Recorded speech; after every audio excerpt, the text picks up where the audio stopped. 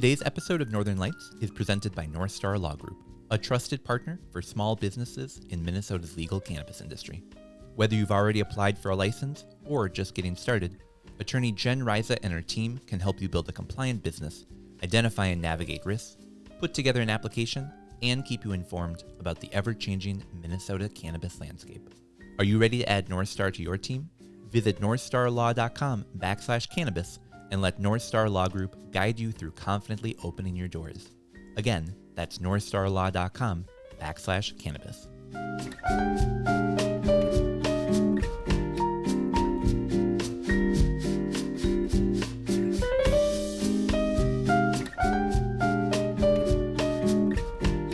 Are you a social equity applicant trying to save money on LED grow lights? Then here's some good news for you. You could get up to 75% off your lighting project, covered entirely by rebates, when you team up with a local nonprofit, Center for Energy and Environment.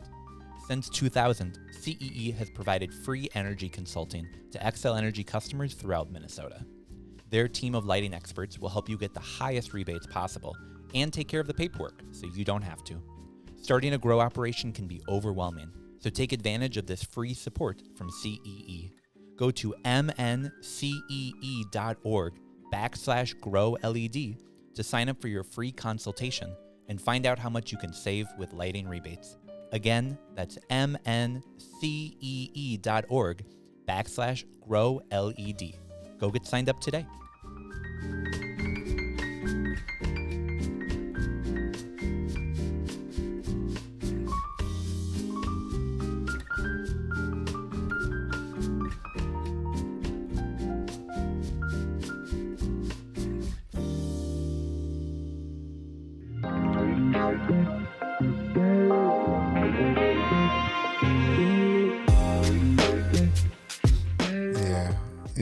I woke up at like 3:30 in the morning on election day, and I thought the best place to find out the results was sitting on the toilet, because it was definitely shitty. Welcome to another episode of Northern Lights. I'm your host. we need it to be clean, though. We got to be clean. Sorry. All right. No, you're good. You're good.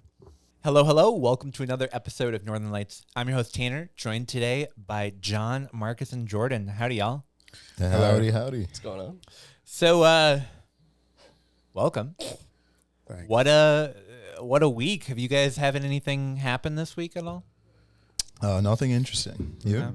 Nothing I can say on the air. And you say a lot in the air, so that says a lot. Jordan, how about you? Anything that you did? A lot of crying. Oh, yeah. Welcome back to another episode. Today, we're going to be really digging into the election, digging into what we all saw on Tuesday night and Wednesday morning, digging into what it means for the future of Minnesota, our country, and cannabis in our country. There's no real other way to go into it other than just talking about it. Mm-hmm. Our last episode we recorded on Friday before the election that came out on election day. We were optimistic going into it, I think is fair to say. And that did not turn out. No, For those who maybe have been living under a rock, not seeing the election results, DFL is now sharing control of the House of Representatives here in Minnesota. with a tenuous grasp in the Senate, where they will have their one vote majority be threatened with a ongoing criminal investigation. Oh, yeah. Who's being investigated? What's it, Senator Mitchell? Oh, yeah. She's We talked about her cat burglar. We talked about her a little bit on Alleged. last season. Alleged. She was caught rummaging through the home of a family member, dressed all in black, In the with a middle of the night. laptop, a bag of other things. Yeah, Did she all have a to say, cattail? what? Does she have a cattail attached to her? Not that I saw in the police report, but still possible. Unfortunately, leaving the DFL's control a little bit tenuous at best here in Minnesota. She's a DFLer? Yeah. On the federal level, let's talk about that. House of Representatives. Let's talk about it. We don't yet know, but the Senate Strong GOP. now controlled by the Republicans, and the president, not Donald J. Trump. Oh, Again. yep. when it was the morning after and I heard President-elect Donald Trump, my skin crawled. See, I haven't turned on any news. I've been off the internet. I think that's the only way to go right now, or it's going to make people crazy. Yeah, we recommend people tune out of every podcast except this one. No, except Northern Lights. I'm still listening to podcasts. Oh, okay.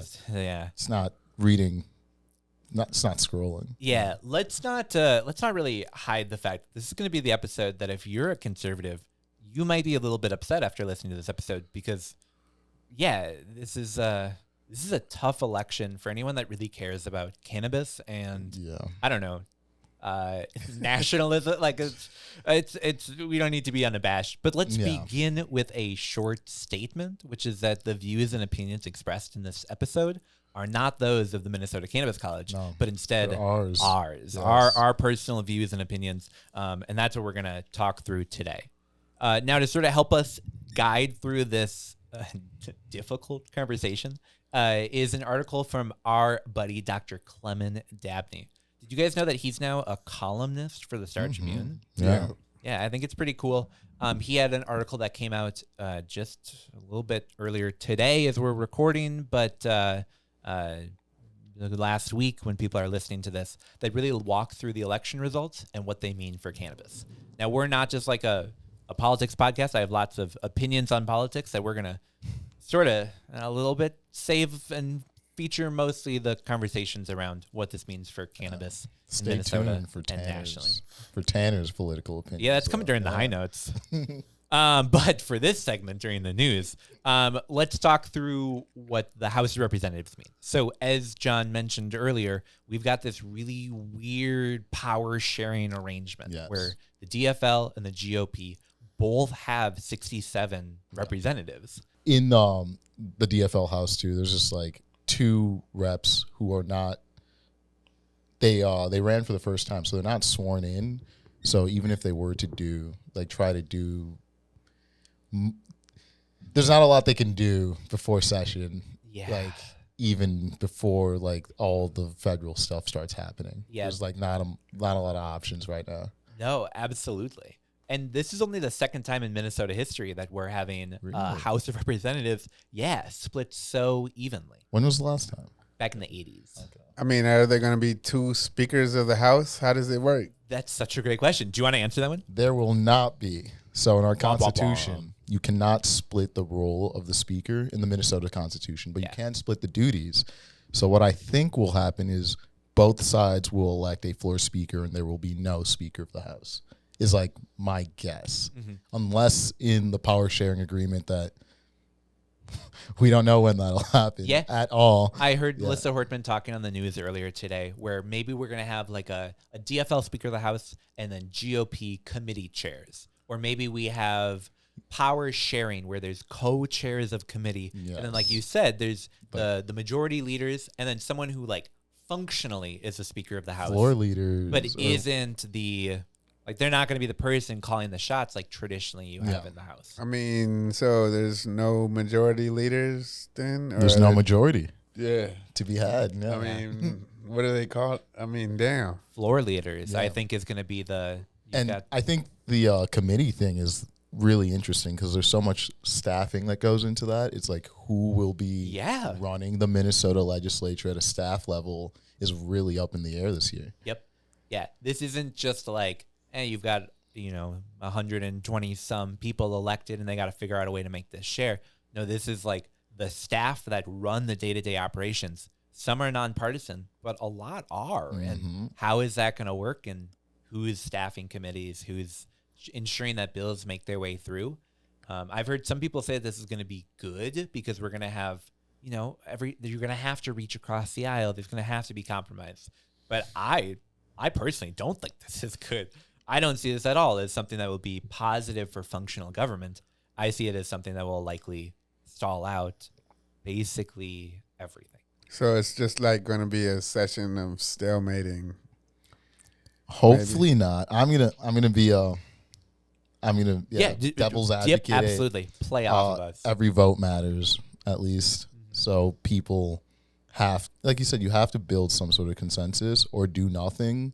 And we're just going to see if our leadership what they're willing to do. If they're more willing to do nothing and get caught up, especially in like a time where everyone feels scared, is like, is Minnesota leadership going to step up, or is it just, like you said, just bicker the whole time and force us and really lose the majority? The DFL is going to lose the majority if this goes bad. Let's be honest. They will get blamed. They know this game. They get blamed for everything. So what Clem said is that this could put at an unlikely possibility is any changes or expansions to social equity initiatives, tax adjustments, licensing expansions. A lot of that stuff pretty unlikely to happen now that we've got this power sharing happening. And it's a budget year. Like we gotta spend money this year. Mm-hmm. So like there will be things that have to pass, but there's also, I keep thinking like because of that, it's gonna have to be a lot of horse trading and getting stuff done. But like we just don't know what that looks like. Yeah. In divided government. So. Clem said maybe this could lead to legislators finding common ground to ensure a robust regulatory structure, enhance public safety, or support small businesses within the industry. What do you guys think about that? That's the common sense shit. So it's like I hope the GOP doesn't find a reason to be obstructionist with like common sense stuff, I guess. Because that's what it's going to be in the end.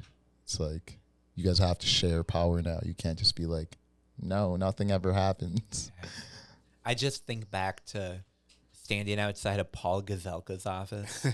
And like, I just don't want us to have a Melissa Hortman was like, we're really good friends, me and Paul Gazelka. And like, cool for you. Good for her. I think most of the people in our industry aren't friends with Paul Gazelka. And the idea that we're now going to have the GOP, which, yes, shout out to GOP members. West, yeah, absolutely. There are quite a few, 6 if I recall, that voted in favor of the bill. The most bipartisan in the whole United States history. But what's challenging is I don't really trust the GOP leadership to support measures that are going to help cannabis businesses. I mean, the Republican rep who was the most supportive of legalization was Nolan West, and that guy was railing on the floor against social equity. So it's like I don't see any improvements coming to the social equity program in the next couple of years. Oh no! I think we can't even think that through legislation. We got to think about like structural stuff. That's the only thing they can touch. They can't touch anything beyond that. I mean, I think the industry will be safe in terms of they're not gonna pass any legislation that's gonna make it any worse. Though it just won't be any better. And so that's what I've been telling people is like, you're looking for the gray lining here. Like, what's that positive note? Is that those who want to start a cannabis business, you don't really have to worry about the rules changing before licensure happens. Like, sure, it might change 2 years of whatever session happens then, but this upcoming legislature is unlikely to make a bunch of changes that are going to radically, deviate how businesses are looking to operate. I think the rules that we have now are going to be pretty locked in for people who are starting up businesses. I think that's for the industry a good thing, honestly. Yeah. It's like work with the rules for a couple years and see what happens. Yeah, I mean, I think the Minnesota cannabis market is going to do pretty well. It's going to open up next year. Don't tell them that. I think it's going to be next all right. year. Fingers crossed. All right. All right. I mean, I just read an article today. I mean, it was written earlier this week, Star Tribune, where they interviewed Charlene Briner, and she was saying it's going to open up in the first half of 2025. So I believe that still. All righty. Well, speaking of a lot of things staying the same, let's talk about our governor. So there was a chance there when we were talking about, wow, maybe we were going to have Governor Peggy Flanagan choosing the next director of OCM. Well, that is not going to happen, at least not in the next couple of years here. God forbid. What we are going to instead have is Governor Walz choosing who is going to replace Charlene Briner. How do you guys feel about that now that we know for certain it's going to be Walz choosing the next replacement? Maybe he should just reintroduce the same person. What was her name? Erin? Oh, Erin Dupree. Shout out to Erin Dupree, listener of the podcast. Give her a second chance to make a second impression. I think Oh, we all, Marcus, Marcus. you and I were in the same room with Aaron Dupree not that long ago. Yeah. And, maybe it is time for Walls to give her a second chance. All right. Well, so let's talk about what's likely to actually happen, which is someone else being named probably before adult use licensure is finished. Do you guys think that's fair? I mean, that means like December. How about like somebody like Dan Basic? So, well, hold on. Just to Or answer Chris Wright. John's I'm question, sorry. I think not before the social equity round, but I think before the full round of license. I think before doors are allowed to open, we'll have a permanent director. Fuck if I know, though. What were you saying about who you think it should be? Dan? Somebody like Dan Basic. Who's or that? Chris Okay. Wright. You know. Oh, like a long time cannabis activist, like Yeah, some of these real extremists. yeah. Yeah. Dan Basic used to run the What's he newsletter for the Grassroots Party back in like 2004, 2005. You can actually still get copies of it at the Minnesota Historical Society. See pictures of our friends like Sue and Ollie and Chris way back in the day of fighting it out when way less people would stop at their booth than they do now. But yeah, could you imagine if Walt having one just of came those out guys of in left there. field and was like, "You fought for activism, so you're in charge now." No. Nope, not going to happen. From what I'm seeing, there's few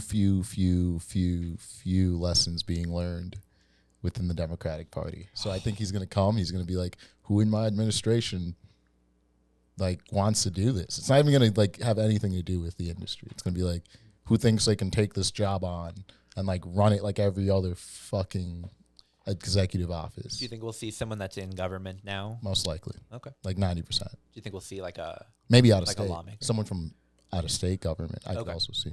Yeah. Yeah. Yeah, they said they lawmaker? wanted to hire like a seasoned regulator, like a very experienced bureaucrat. And that's the thing is we have 23, You know what would be 24 crazy? other states. If it's the guy from Maine who Oh, who they brought on. the consultant from Yeah. way back in the day. Yeah, there was that two pair that referred to this as like that wacky, uniquely Minnesota. Yeah. Wow. Legislation, yeah. Wow. Someone like that is what they're going for, though. Yeah. I believe so. I think we'll Or a see. cop. Yeah. Well, I hope that they choose someone who is a seasoned regulator who has experience on the equity side. There's a bunch of states that have legalized before us that have states that have regulated You know cannabis. what would be dope? If they just elevated the social equity director. Jeff? Yes. Yeah, that would be pretty pretty. That great. would be there we go. You got to do your thing. You got to pick someone from inside that you already hired. Got to do our thing. Pick someone from the industry. That would be a good call. I think having someone at the highest level with an eye on social equity is perhaps one of the best things that we could do. If only. Well, more to come. Walls, if you're listening, we've got some good candidates. And also, come on the podcast. Come on, Dan. Can you rip a bigger dab than our buddy John? Only one way to find out. I'll wear a flannel. Come you can wear on. a flannel. We can wear hunting hats or whatever. He's so good. Wow. Dabbing with Tim. It would have been cool. That Yep. would be pretty. It would have been epic, cool. though. Yeah. I saw a big bus with his face on it, so he's got that going for him. Wow. Do you think he gets to keep it? Probably not. No. All right. Well, let's move on and talk about national politics, should we? Why not? We're going to first start by talking about the ballot measures that happened. And then after that, we'll come back to just our general thoughts on the election itself and what we all saw go down on Tuesday and on Wednesday. Wednesday morning. So 4 states had cannabis legalization measures that voters were voting on, and only one of those ended up passing. Now, tough election for cannabis, tough election for cannabis consumers. Let's start with our friends in Florida. Now, Florida was voting on Amendment 3, which would have legalized adult use cannabis. It would have done a really unique thing where it wouldn't have created a system for new businesses to get licensed. It would have just allowed medical dispensaries to start selling to adults. And the business TrueLeave controls a huge chunk of the dispensaries in Florida. So there were a decent number of voters that looked at this and said, this is legalization, but handing it directly to corporate interest. Is that what we want? Well, 57% of Florida said yes. Hell yeah. But unfortunately, Florida's ballots require a 60% majority for it to pass. So Florida will not be having legal adult use cannabis anytime soon.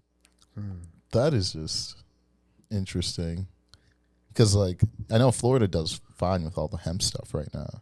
Yeah, There's they're a lot of rocking the THCA flower THCA and industry some right other. now. So it's like maybe people don't care that much. And But I've heard it's not hard 57%. to become a medical patient, so I Yeah. think a lot of people have access that way. But still, criminalization of cannabis in 2024, crazy to think that one of our largest states has that as the reality of today. How many people live in Florida?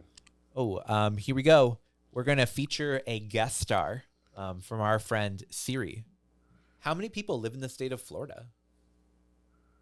In 2020, the population of Florida was 21,538,187. 2020 is not exactly the best year to be running population numbers. off of. Yeah. I I'll know, tell but you most what. recent census is all we can do. 21 million. So, yeah, decent chunk of people Yeah, that's that almost 4 we're going to have times. legal cannabis, but So, now not. No, No, 57%. yeah, I was gonna say Still pretty vast good. majority wanted it. And what was crazy to me is this was a ballot measure that you had President-elect Trump supporting.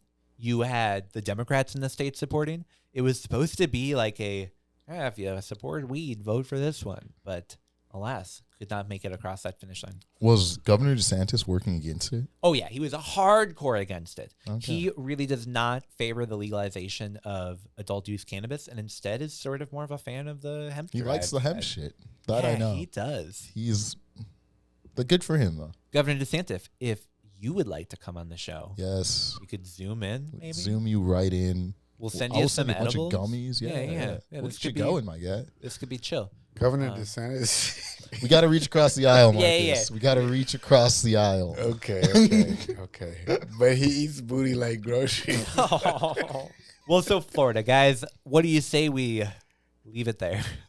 Yeah. And instead, we're going to move on to our neighbors in North Dakota, South Dakota, and a little bit further away, Nebraska. But first, we're going to take a quick break here. This is a lot of news, a lot of talking about politics that did not go how I wanted. So we're going to take a short break and do a dab, and we'll be right back.